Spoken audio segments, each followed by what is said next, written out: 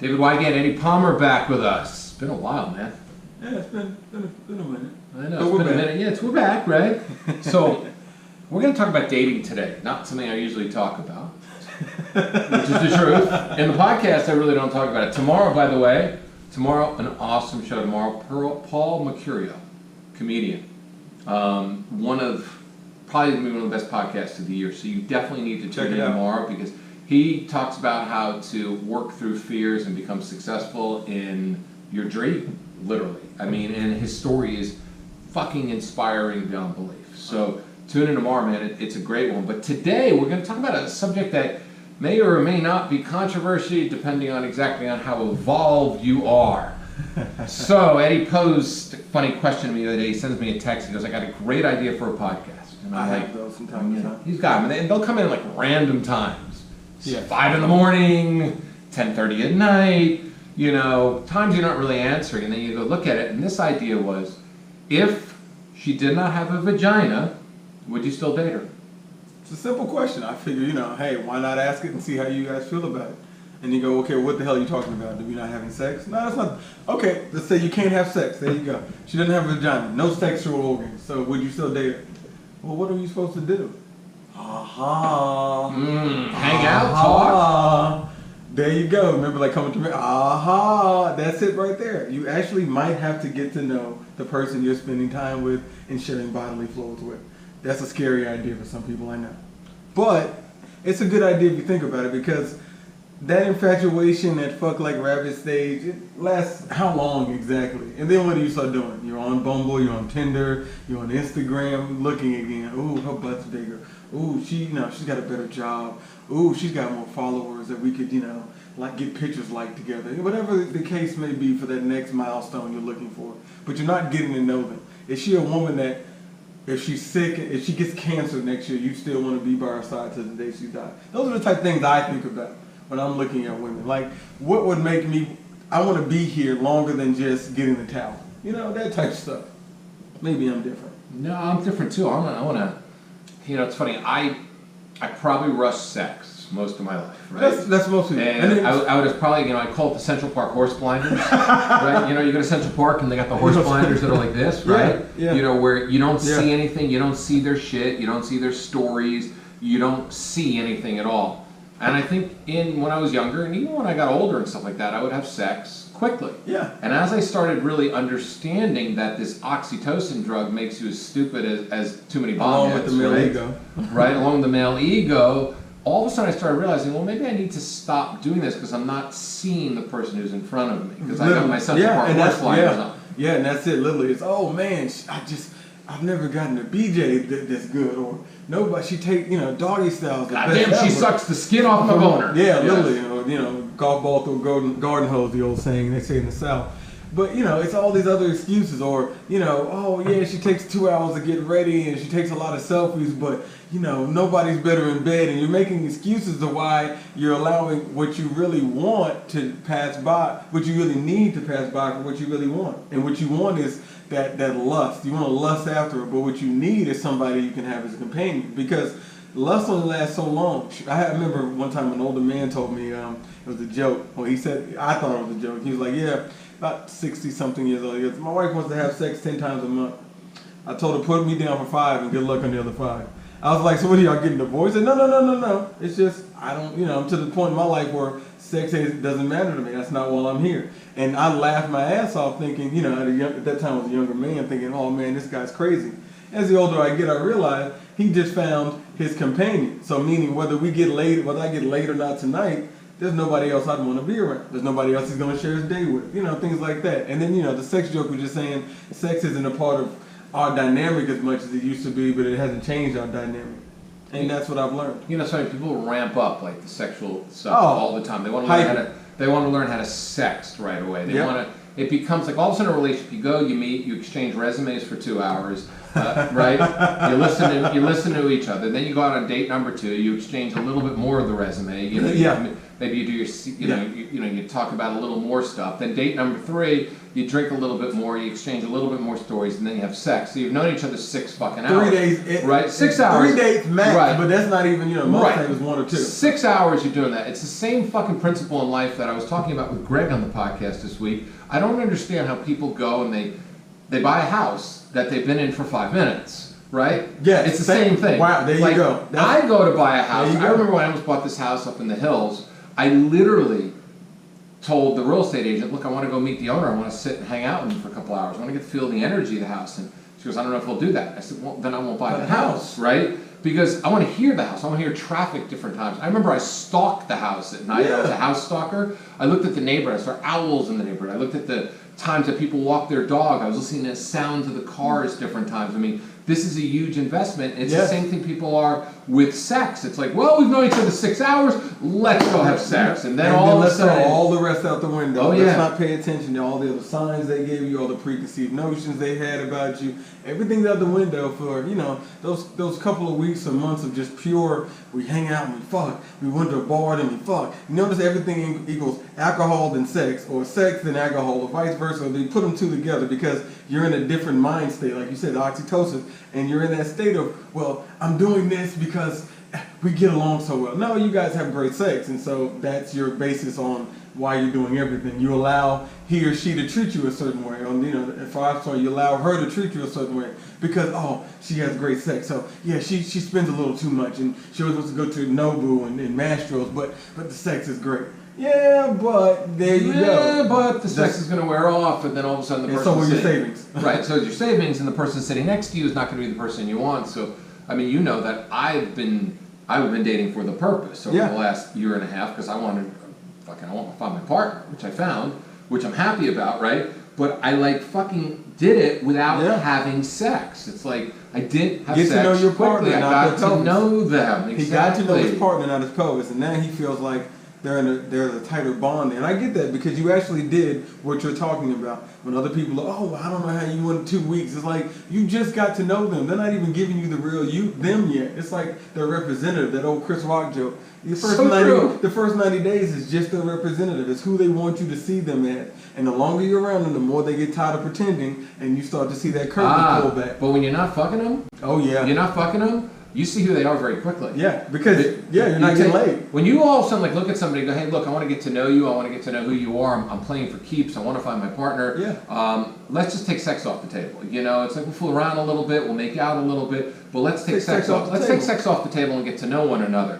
All of a sudden, everything is fucking seen because you're clear. Like you realize, wow, wait a second, you really are a slob. Wait a second, wow, you really are. You really are not a nice person. Wow, it's like you really don't take care of yourself. You really do fucking eat McDonald's in bed. It's like because when you take sex out of the equation, you allow the other person to relax. Yep. Because they don't have to feel because getting naked is a whole fucking issue with so many people, right? Yes. Their body doesn't good. They fucking have body issues. One tit is bigger than the other, right? You know what I mean? One guy's fucking doesn't feel good because he's got hair on his back. You don't have to worry about performance anxiety. A lot of guys because you don't know your partner. Of course you have performance anxiety. Of course, Viagra's made for people who don't know their partner. What's the side effects of using? Here's the side effects of using Viagra. You're gonna have a boner that lasts a lifetime. You're gonna fuck people who you shouldn't be fucking because you don't get to know your partner. Because I know that if my dick is not getting hard and my dick is not working the right ways, because I don't know that person. Yeah. Because I got no problem when I'm in a great relationship. My dick's hard. Like she can look at me and go, hey, do you want to have sex? Let me look at you for another 30 seconds. Okay, I'm ready. And that's what all we're saying is if you couldn't have sex with that person, would you still want to be with them? And that should tell you your answer right there. If you had to think about it, that's your answer. If you can't answer that yes immediately upon processing that question, you know your answer. You don't even have to be honest with us and say, this is how we feel, or this is why I feel that way. We know why you're doing it. It's because of sex. And a lot of guys, I think, and this is part of the problem with guys in the male ego, the lack of sex in their younger years or in their teenage and early 20s, they go, oh man, well I got to get it in while I can and get as much as I can before I settle down. That's not necessarily true. I know a lot of people who could, tell you how many partners they've had on one hand and found their significant other and settled down and been happy.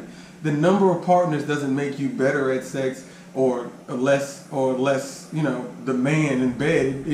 It just means you haven't been worn and torn and less likely to have herpes than anybody else. I mean, think about it. The way these Valtrans commercials are played nowadays, who do you think they're advertising to?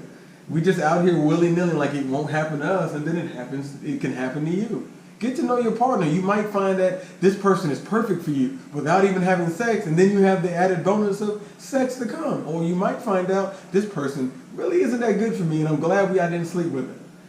And you've avoided the hassles. Because there's nothing worse than you exiting a relationship and finding out, oh, she's pregnant. Now what? Yeah.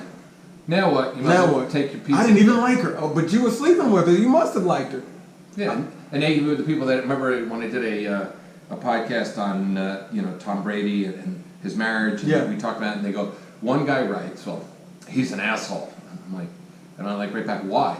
Well, because he fucking left. He left Bridget Monahan for Giselle because he found his life partner, and he admitted he made a mistake and he got somebody fucking pregnant.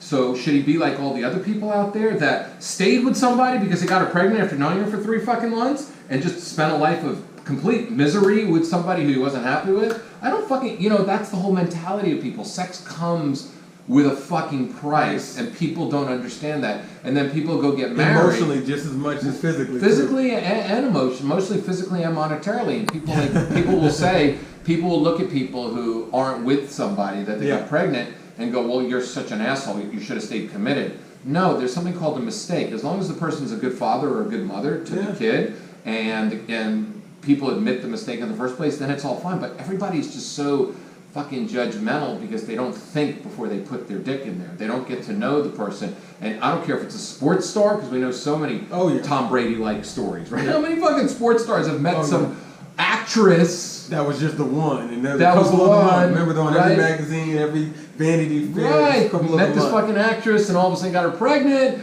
Antonio Cromartie, and all of a sudden, it didn't work out, and then you had child payments for the rest of your life, and then ended up with somebody else when they grew up, and they ended up getting married to somebody else and having that great relationship. It's like we get so caught in with the sex, we get so caught up to everything. We think vagina is a god. Yeah, literally, and we're literally willing to put women on pedestals based on their ability to just have sex. Like, you got to be honest with yourself. How somebody looks it's an important part of the process. You want to be attracted to your partner. I am not disagreeing with that whatsoever. But if that's the only basis of how you're going to be happy with somebody is they look hot, so we have great sex, because in my mind, if she's hot, the sex is great, you're already on a downward spiral. And vice versa for women. A lot of women will do the same thing. Oh, he's hot, or he's great in bed, but he doesn't give me anything else I need in life. So you're staying with somebody based off of a need that you can't feel 24 hours of the day. Even if you wanted to, you couldn't have sex 24 hours a day. But the other things you do need for the 23 and a half hours of the day, you're not getting. So you're telling me 30 minutes of pleasure balances out 23 half hours of pain? That doesn't really equate to me. So maybe... Well, the average people have sex for 7 minutes. I was trying to be kind. You're trying to be 30 minutes. I'm like, are you kidding me? I was giving them maybe a water sandwich break, roll over, maybe a stretch, go full play in between, and come back to it. 7 minutes includes foreplay. Yeah, it does. Yeah, 7 minutes includes 7 minutes, maybe you're being generous too. Now I think about it, 30, I was really talking out of my ass. 30, you're like, if these guys are actually going to last that's 30 minutes. Yeah, right. Right, they're going to go down for 22 minutes. He's going over every baseball stat in his head. Oh, yeah. Mickey Mantle's batting average in 74. Please don't come, please don't come, please don't come. It's ridiculous. Yeah, touchdown passes Brady through in the first Super Bowl against the Eagles. Right? But at the end of the day, you really got to look at it and go, okay, if me and her couldn't have sex again, would I still want to be around her? And if you can't answer that question with yes, you need to look for who you can be with, because you're not with the right person. And that's just something you got to honestly look at yourself in the mirror and say, now how do I get out of this?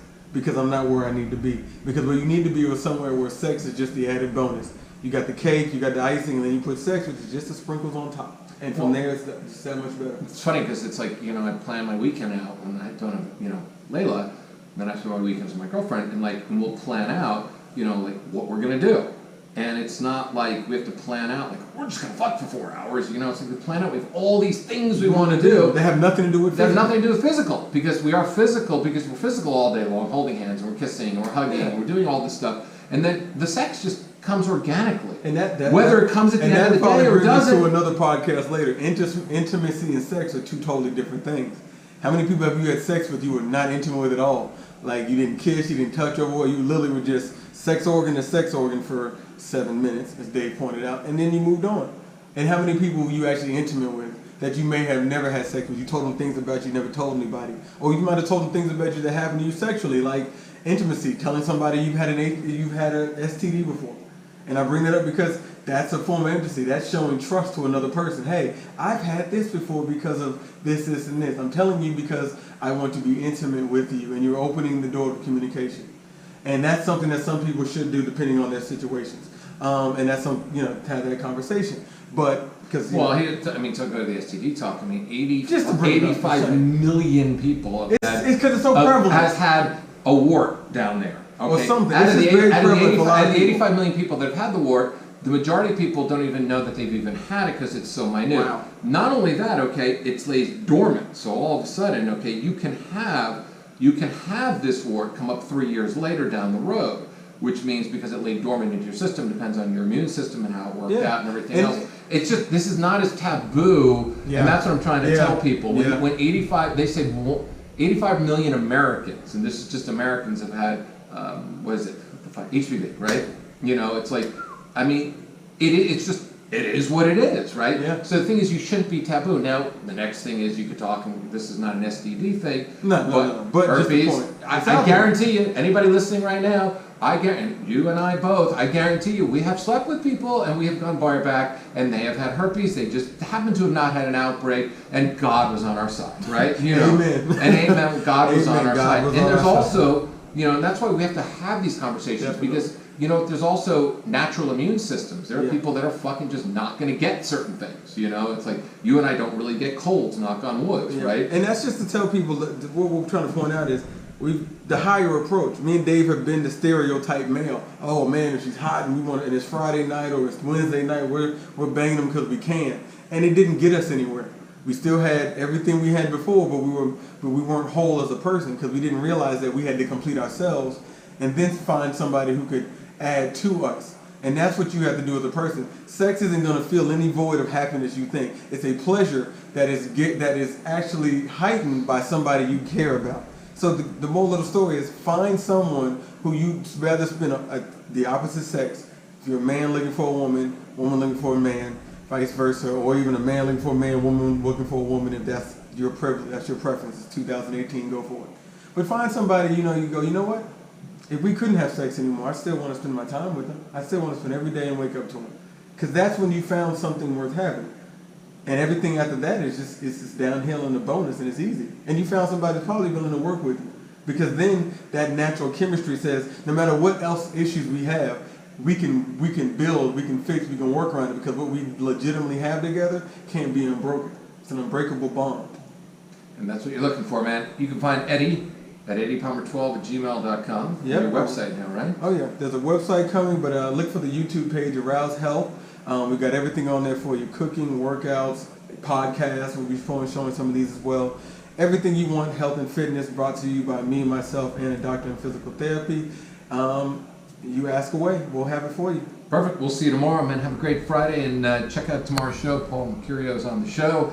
It's going to be a good one, and don't forget, we are not live on Sundays. So Sundays you can spend listening to all the week's shows, or you can actually go and figure out whether or not you want to stop having sex and actually have a real relationship. We will see you soon. Try it.